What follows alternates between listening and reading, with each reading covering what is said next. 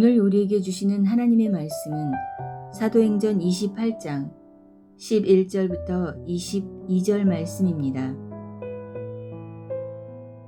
석 달 후에 우리가 그 섬에서 겨울을 난 알렉산드리아 배를 타고 떠나니 그 배의 머리 장식은 디오스그로라. 수라구사에 대고 사흘을 있다가 거기서 둘러가서 레기온에 이르러 하루를 지낸 후 남풍이 일어나므로 이튿날 보디올에 이르러 거기서 형제들을 만나 그들의 청함을 받아 이레를 함께 머무니라. 그래서 우리는 이와 같이 로마로 가니라. 그곳 형제들이 우리 소식을 듣고 아비오 광장과 트레이스 타베르네까지 맞으러 오니 바울이 그들을 보고 하나님께 감사하고 담대한 마음을 얻으니라. 우리가 로마에 들어가니 바울에게는 자기를 지키는 한 군인과 함께 따로 있게 허락하더라. 사흘 후에 바울이 유대인 중 높은 사람들을 청하여 그들이 모인 후에 이르되, 여러분 형제들아, 내가 이스라엘 백성이나 우리 조상의 관습을 배척한 일이 없는데 예루살렘에서 로마인의 손에 죄수로 내준 바 되었으니 로마인은 나를 신문하여 죽일 제목이 없으므로 석방하려 하였으나 유대인들이 반대하기로 내가 마지 못하여 가이사에게 상소함이요 내 민족을 고발하려는 것이 아니니라. 이러므로 너희를 보고 함께 이야기하려고 청하였으니 이스라엘의 소망으로 말미암아 내가 이 쇠사슬에 매인 바 되었노라. 그들이 이르되, 우리가 유대에서 내게 대한 편지도 받은 일이 없고 또 형제 중 누가 와서 내게 대하여 좋지 못한 것을 전하든지 이야기한 일도 없느니라. 이에 우리가 너의 사상이 어떠한가 듣고자 하니 이 파에 대하여는 어디서든지 반대를 받는 줄 알기 때문이라 하더라.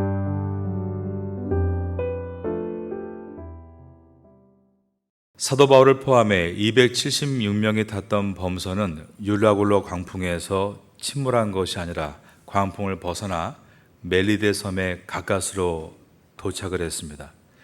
배는 완전히 파손됐고 물건들과 식량들을 모두 잃어버렸지만 한 사람도 목숨을 잃지 않고 이 멜리데 섬에서 3개월 동안 머무르게 됩니다. 사도 바울은 이 3개월 동안 멜리데의 주장인 버블리오를 비롯해서 수많은 사람들에게 복음을 전하고 제자 훈련을 시키므로 훗날 멜리데 섬 전체는 예수 마을로 바뀌게 됩니다. 이제 바울을 비롯한 모든 사람들은 알렉산드리아라는 배를 타고 다시 원 목적지인 로마를 향해 출발합니다. 오늘 본문의 첫 절인 사도행전 28장 11절을 보겠습니다. 석 달 후에 우리가 그 섬에서 겨울을 난 알렉산드리아 배를 타고 떠나니 그 배의 머리 장식은 디오스그로라. 지도를 한번 보시겠습니다. 왼편 아래에 보시면 바울을 포함한 276명이 광풍에서 벗어나서 3개월 동안 머물렀던 멜리데 섬이 보입니다. 수라고라가 보이는데 바울이 탄 알렉산드리아호는 수라고라를 거쳐 레기온에 이릅니다. 하루만 머문 다음에 남풍을 타고 볼디올까지 아주 순조롭게 항해를 이어간 것입니다. 12절과 13절입니다. 수라구사에 대고 사흘을 있다가 거기서 둘러가서 레기온에 이르러 하루를 지낸 후 남풍이 일어나므로 이튿날 보디올에 이르러 드디어 바울의 로마의 첫 관문이 되는 나폴리항 보디올 항구에 도착을 했습니다. 그리고 이곳에서 배웅 나온 형제들과 7일을 머물면서 위로를 받았습니다. 14절입니다. 거기서 형제들을 만나 그들의 청함을 받아 이레를 함께 머무니라. 그래서 우리는 이와 같이 로마로 가니라. 그런데 바울이 보디올에서 일주일 동안 머무는 사이에 바울이 로마로 오고 있다는 소식이 로마 전역에 있는 크리스찬들에게 퍼지게 됐습니다. 그래서 15절에 보니까 약 70킬로, 50킬로 떨어진 아비오 광장과 트레이스 타베르네까지 성도들이 몰려와서 바울을 맞이했다라고 되어 있습니다. 그곳 형제들이 우리 소식을 듣고 아비오 광장과 트레이스타베르까지 맞으러 오니 바울이 그들을 보고 하나님께 감사하고 담대한 마음을 얻으니라. 이들이 걸어 나오고 있는 아비오 광장은 로마 장군들이 개선할 때 들어오는 어마어마한 큰 도로입니다. 엄청나게 넓고 그 위용이 웅장한 것입니다. 만일 바울이 죄수의 신분으로 혼자 그 로마의 거리에 들어갔다면 아무리 바울이라 해도 마음이 무겁고 기가 죽었을 것 같습니다. 그런데 저 멀리 광장 끝에서 믿음의 형제들이 양팔을 벌리고 바울에게 나오고 있는 것이었습니다. 바울이 얼마나 큰 위로를 받았겠습니까? 13절에서 바울이 도착한 보디올 항구, 이 항구도 주눅이 들 정도로 엄청나게 큰 항구였습니다. 보디올은 그 당시 로마의 제1의 항구였기 때문입니다. 오늘날 나폴리 항구로 불리는 이곳에 그 당시에는 전 세계의 의리의리한 상선들과 또한 범선들, 로마의 군함들이 질비하게 늘어선 곳이었습니다. 이것을 보면서 바울은 말로만 듣던 로마의 위용이 이런 것이구나 압도당할 뻔도 했습니다. 그런데 그때도 하나님이 깜짝 선물을 준비하셨죠. 전혀 예상하지 못했는데 믿음의 형제들이 바울을 환영하기 위해 이처럼 항구에서부터 마치 오늘날 플랜카드로 환영, 로마의 입성을 축하합니다, 이런 플랜카드를 들고 있는 것처럼 그렇게 성도들이 환영을 해준 것입니다. 그런데 바울이 수도 로마에 들어갔을 때 다시 한번 하나님의 격려가 시작이 됩니다. 전혀 예상하지 못했던 로마의 신자들이 나타나서 바울을 영접해 준 것입니다. 15절에서 바울은 그들을 보며 하나님께 감사하고 담대한 마음을 얻었다라고 기록을 하고 있습니다. 첫째로 하나님께 감사하고 둘째로 담대한 마음을 얻으니라. 이것이 얼마나 큰 위로였는가 하면 첫째로 하나님께 감사했다, 이 말은 많은 사람들이 반대했지만 너는 로마로 가야 하리라 바울에게 주신 하나님의 비전이 맞았다는 것을 그가 감사하고 있는 것입니다. 바울은 5년여 전에 3차 전도 여행 가운데 에베소에서 일할 때였습니다. 내가 로마까지 복음을 전하게 될 것이다 라는 하나님의 음성을 들었습니다. 사도행전 19장 21절 말씀이었는데 여러분께 읽어드립니다.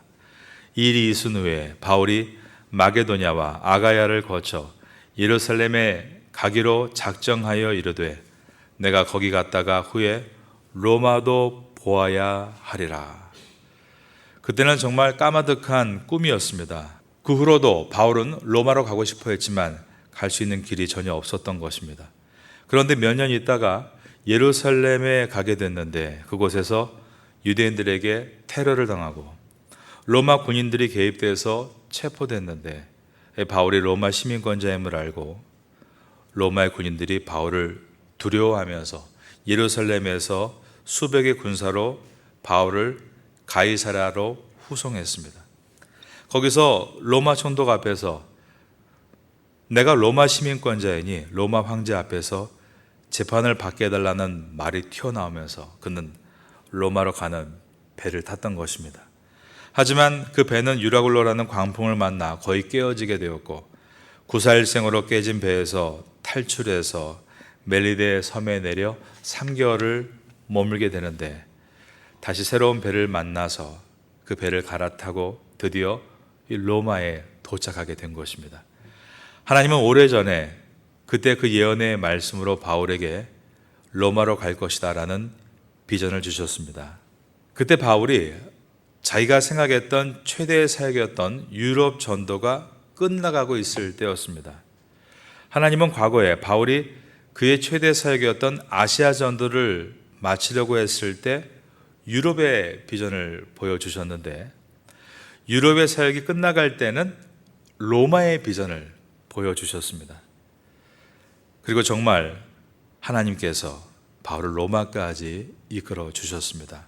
그러므로 비전이란 무엇인가? 비전은 항상 오늘보다 앞선 내일에 대한 이야기입니다. 그래서 어떤 분은 비전을 설명할 때 감이 잡히고 눈에 보이는 것은 이미 비전이 아니다라고까지 설명합니다. 비전은 우리가 생각을 뛰어넘어서 놀라우신 하나님의 섭리와 계획을 따라가는 것을 말합니다. 그러므로 하나님을 믿는 믿음이란 하나님의 계획, 하나님의 비전까지를 포함하는 것을 믿음이다라고 말할 수 있겠습니다. 아브라함이 믿음의 아버지가 될 수 있었던 이유는 갈 바를 알지 못했으면서도 하나님의 비전을 믿고 순종해서 가나안 땅까지 걸어갔기 때문이었습니다. 우린 그러므로 하나님의 계획을 제한하지 말아야 합니다. 나는 이런 계획이 있다, 큰 포부가 있다 말하지만 하나님은 우리의 포부보다 더 크신 분이십니다. 하나님께서는 현실로는 황당하기만 한 꿈을 주실 때도 있습니다. 그 꿈을 언젠가 반드시 이루어 가시는 분이 하나님이십니다. 우리가 할 일은 그 비전을 보면서 오늘 한 걸음 한 걸음 그 길을 순종해 걸어 나아가는 것입니다. 바울이 드디어 내가 로마에 왔구나, 하나님의 비전이 성취되는 것을 보고 있습니다. 그러나 또 하나님께서 바울에게 비전을 주십니다. 어디였을까요? 서바나입니다. 그 당시에 땅끝이라 불렸던 오늘날 스페인까지 이제 바울은 또 비전을 가지고 가게 될 것입니다. 성경은 과거의 이야기가 아닙니다. 그리고 과거 이스라엘 백성들을 위한 이야기가 아닙니다. 성경은 오늘도 우리에게 비전을 주시는 하나님의 말씀입니다. 성경을 통해서 여러분들도 하나님 비전과 함께 걸어갈 수 있게 되기를 예수님의 이름으로 축원합니다. 두 번째로 바울은 로마 신자들을 만났을 때 담대한 마음을 가졌다라고 했습니다.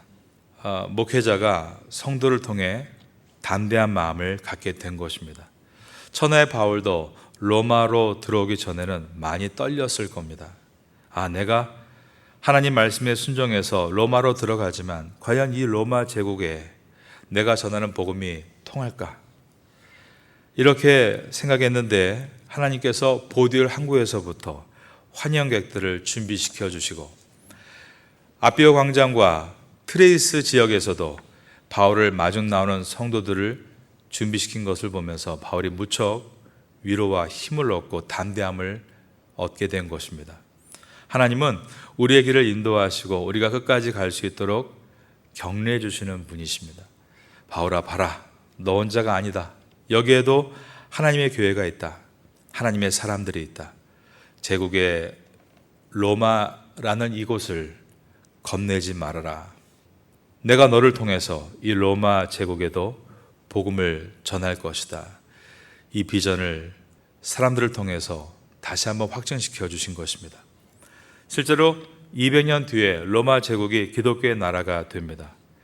로마는 서기 235년 이후에 약 49년의 짧은 기간 동안 26명의 황제가 바뀝니다. 내부로 서로 갈등과 견제로 왕들이 암살되어 죽어나갔고, 그때 왕실 안에 점점 신실한 믿음을 가진 여인들이 왕비로 들어가게 되는데, 우리가 알고 있는 콘스탄티노스 황제의 어머니가 로마에서 복음을 듣고 거듭난 독실한 크리스찬이었습니다. 한참을 모르는 전쟁의 패배 가운데 어머니의 하나님, 그 하나님을 믿고 콘스탄티노스가 기도하며 전쟁에서 승리하자. 그는 기쁨을 이기지 못해 로마에 개선하기도 전에 밀라노에 이르러 기독교의 자유를 선포하는데 우리가 알고 있는 밀라노 칙령입니다. 하나님께서 바울에게 이러한 미래의 비전을 보여주신 것입니다. 로마가 복음화되리라. 그것을 위해 내가 너를 로마로 보냈다. 여러분을 향한 하나님의 비전도 분명히 있습니다. 하나님의 비전은 여러분 가정 안에, 또 사업 안에, 학업 안에 분명하게 있는 것입니다. 여러분들은 특별히 하나님께 주시는 비전을 품고 살아갈 수 있게 되기를 바라겠습니다. 또한 이럴 때 하나님은 사람을 통해서 우리를 격려해 주신다는 것입니다. 우리가 세상에서 인간적으로 관계를 맺으면 어렵다는 것을 잘 알고 있습니다. 왜냐하면 관계 속에는 많은 상처가 도사리고 있기 때문입니다.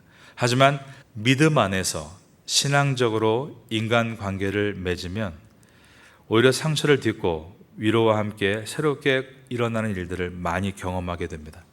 바울은 로마 교회 교인들을 통해서 은혜를 받고 있습니다. 저도 예배를 마치고 났을 때 성도님들이 설교를 통해 은혜를 받았다라고 말씀하실 때가 있는데, 사실 제가 성도님들을 통해서 더 많은 은혜를 받습니다. 이렇게 이른 새벽에도 제 설교를 들어줄 분이 있다는 것, 제 설교를 듣고 은혜를 받는 분이 있다는 것, 아마 이것이 바울이 로마에 가서 얻었던 그 은혜가 아닌가 생각이 듭니다.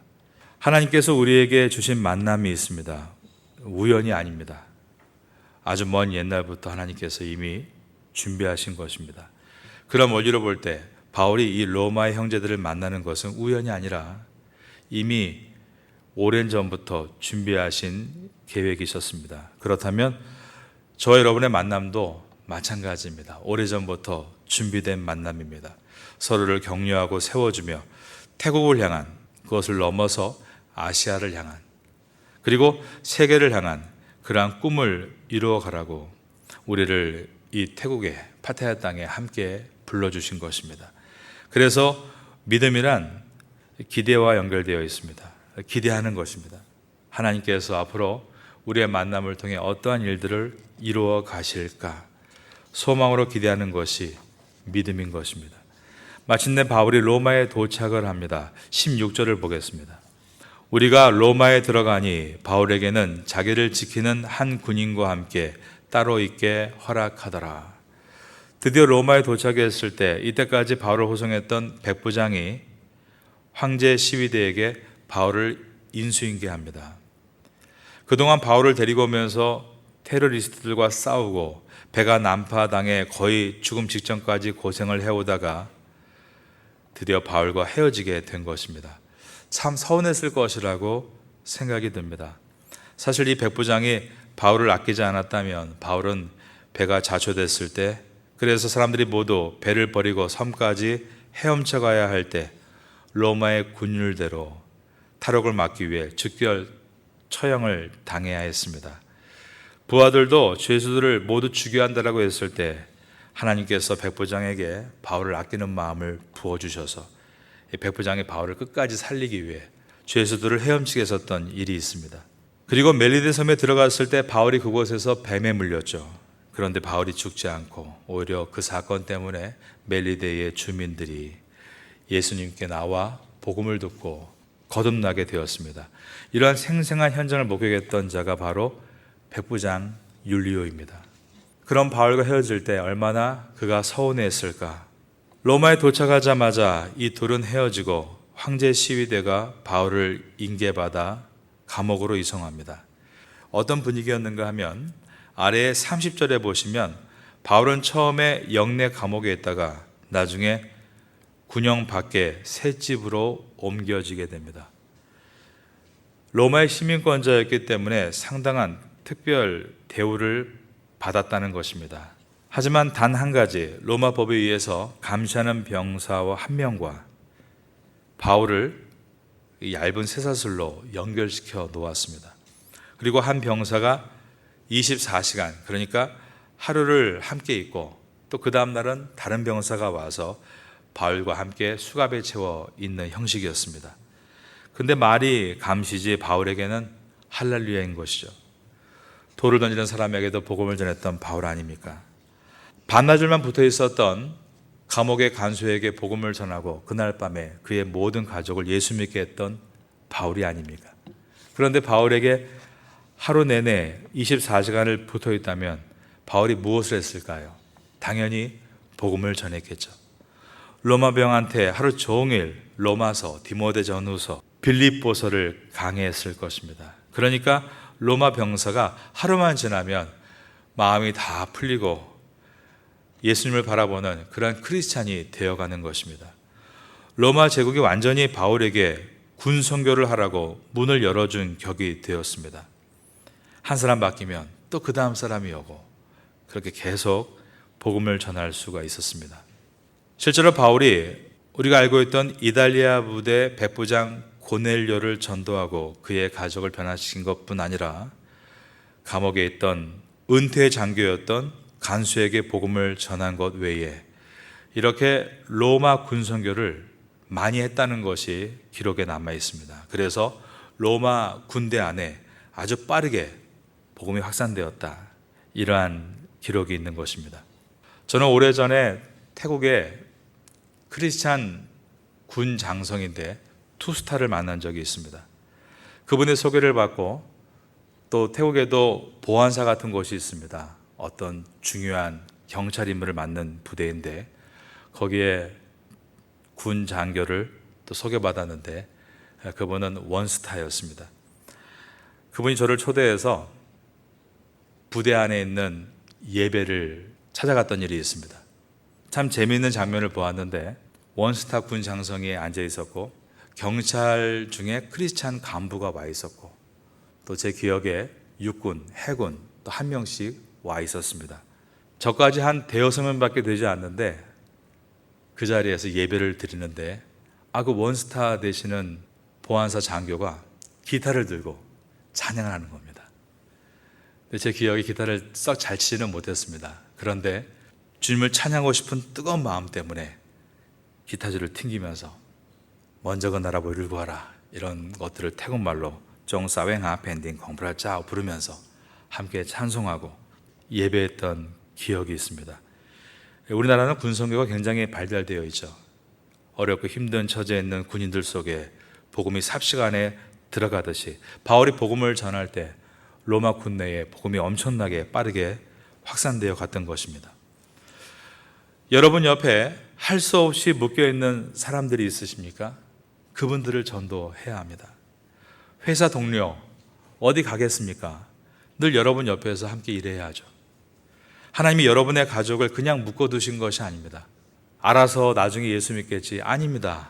여러분에게 묶어두신 그 기간은 여러분을 통해서 복음이 전가되라고 묶어주신 것입니다. 전도 세미나를 다녀왔다고 전도하는 것 아닙니다. 정말 어떻게 전도되는가 보면 뜨거운 마음을 가지고 오늘 당장 복음을 얘기하고 복음을 전할 때 계속 사람은 전도되어 가는 것입니다. 하나님의 은혜를 제대로 체험하게 되면 이러한 전도는 그냥 자연스럽게 흘러가게 되는 것입니다. 그래서 우리나라 1970년대, 80년대 한국교회를 보면 전도 세미나를 다녀온 것도 아닌데 날마다 자기와 함께 묶여있는 운명 같은 가족과 또한 직장의 동료와 학교 친구들에게 복음을 전해서 한 해에 4,000개의 교회가 일어나고 한 해에 60만 명씩 주께 돌아오는 놀라운 은혜가 있었습니다. 태국의 기독교 인구가 50만입니다.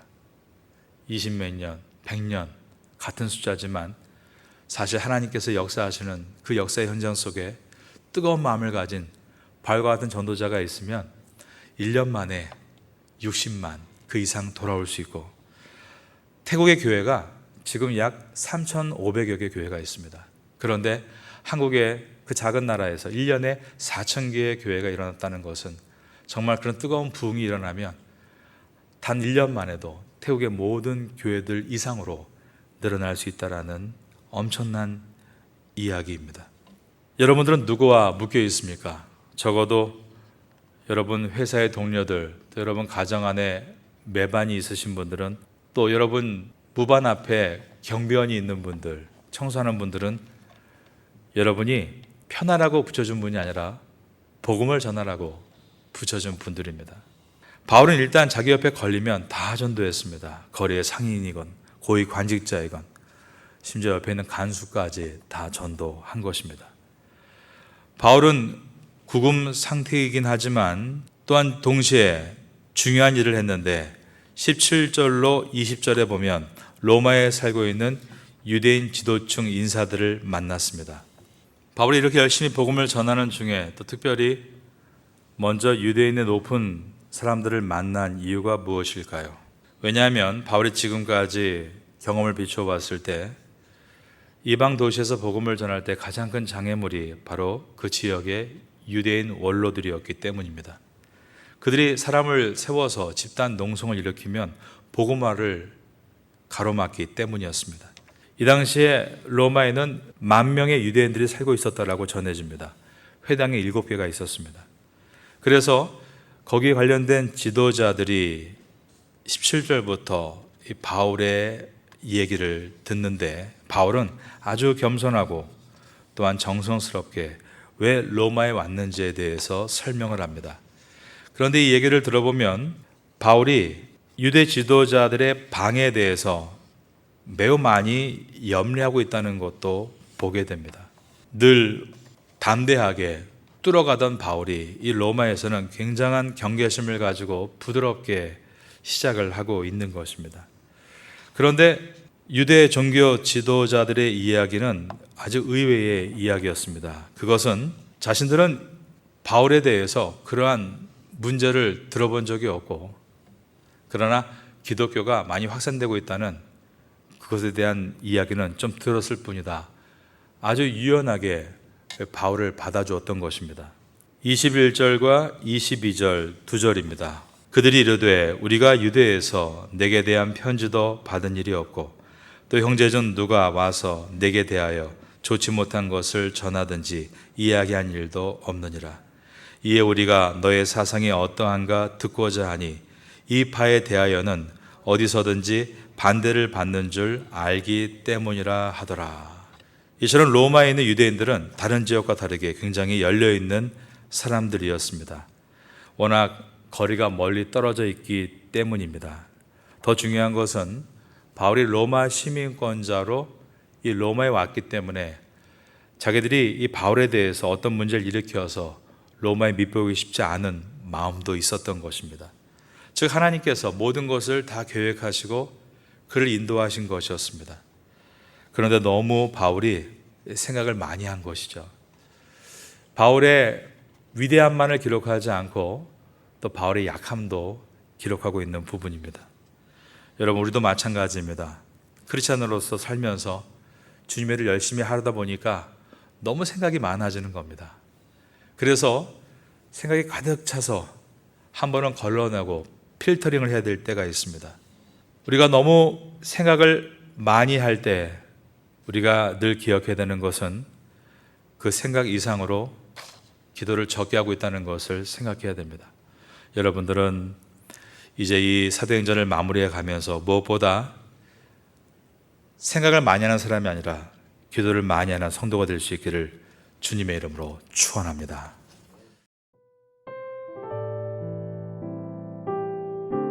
지금은 함께 기도하는 시간입니다. 8월의 공동 기도 제목은 첫째, 하반기 새롭게 시작하는 각 교구 구역 예배를 위해. 둘째, 하반기 새롭게 시작하는 한인 교회 학교와 태국인 교회 학교를 위해. 셋째, 하반기 새롭게 시작하는 주간 장애인 보호센터와 농아인 교회를 위해. 넷째, 각 사역팀들마다 귀한 일꾼들이 자원하도록 말씀을 붙잡고 기도하는 귀한 시간 되시기를 소망합니다.